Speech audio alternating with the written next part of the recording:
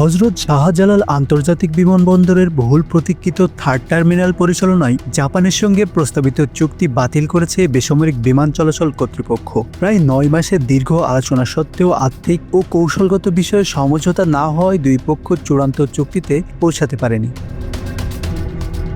পরবর্তী পরিস্থিতিতে এখন আন্তর্জাতিক উন্মুক্ত দরপত্র আহ্বানের মাধ্যমে নতুন অপারেটর নিয়োগের উদ্যোগ নেওয়া হয়েছে।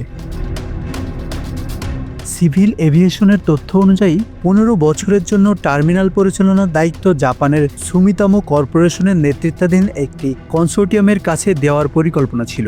অন্তর্বর্তী সরকারের সময়ে এ বিষয়ে ধারাবাহিক বৈঠক ও আলোচনা হয়, তবে রাজস্ব বণ্টন পদ্ধতি ও অপারেশনাল নিয়ন্ত্রণের প্রশ্নে মতপার্থক্য দূর করা সম্ভব হয়নি।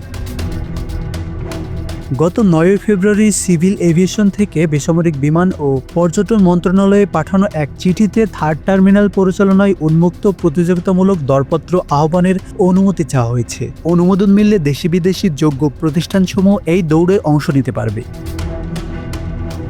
সংশ্লিষ্টরা জানান, রেভিনিউ শেয়ারিং মডেলই আলোচনার প্রধান বাধা হয়ে দাঁড়ায়। জাপানি কনসোর্টিয়াম আন্তর্জাতিক চর্চা অনুযায়ী মোট আয়ের একটি নির্দিষ্ট অংশ দাবি করছিল।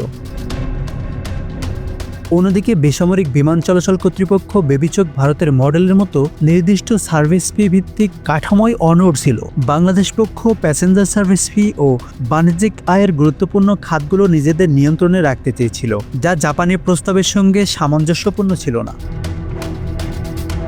আর্থিক কাঠামোর পাশাপাশি অপারেশনাল নিয়ন্ত্রণ ও নিরাপত্তা ব্যবস্থাপনা নিয়েও মতভেদ ছিল বলে জানিয়েছেন সংশ্লিষ্ট কর্মকর্তারা। তাদের ভাষ্য, কিছু শর্ত রাষ্ট্রীয় কৌশলগত নিয়ন্ত্রণের প্রশ্নে সংবেদনশীল হয়ে ওঠায় সমঝোতা সম্ভব হয়নি। প্রায় ২২,০০০ কোটি টাকা ব্যয়ে নির্মিত থার্ড টার্মিনালের কাজ ইতিমধ্যেই ৯৯% সম্পন্ন হয়েছে, তবে দক্ষ অপারেটর নিয়োগ না হওয়ায় এখনও পূর্ণাঙ্গভাবে চালু করা সম্ভব হয়নি। এদিকে বিশ্বখ্যাত কয়েকটি আন্তর্জাতিক এয়ারপোর্ট অপারেটর প্রতিষ্ঠান এই দরপত্রে আগ্রহ দেখাতে পারে বলে জানা গেছে। লন্ডন ভিত্তিক মেনজিস এভিয়েশন ও দুবাই ভিত্তিক ডানাটা এর নাম আলোচনায় রয়েছে। গত ৩ বছরে বেবিচকের চেয়ারম্যান পদে একাধিক পরিবর্তন, নির্মাণ ব্যয়ের অর্থ পরিশোধ সংক্রান্ত জটিলতা ও অগ্নিকাণ্ডে ক্ষতিগ্রস্ত কার্গো ভিলেজের অব্যবস্থাপনা সব মিলিয়ে প্রকল্পটি কার্যকর উদ্বোধন বিলম্বিত হয়েছে। সংশ্লিষ্টরা বলছেন, স্বচ্ছ ও প্রতিযোগিতামূলক প্রক্রিয়ায় অভিজ্ঞ আন্তর্জাতিক অপারেটর নিয়োগ দেওয়া গেলে দেশের বিমানবন্দর ব্যবস্থাপনায় গুণগত পরিবর্তন আসতে পারে। এখন নজর মন্ত্রণালয়ের অনুমোদন এবং আন্তর্জাতিক টেন্ডার প্রক্রিয়ার দিকে।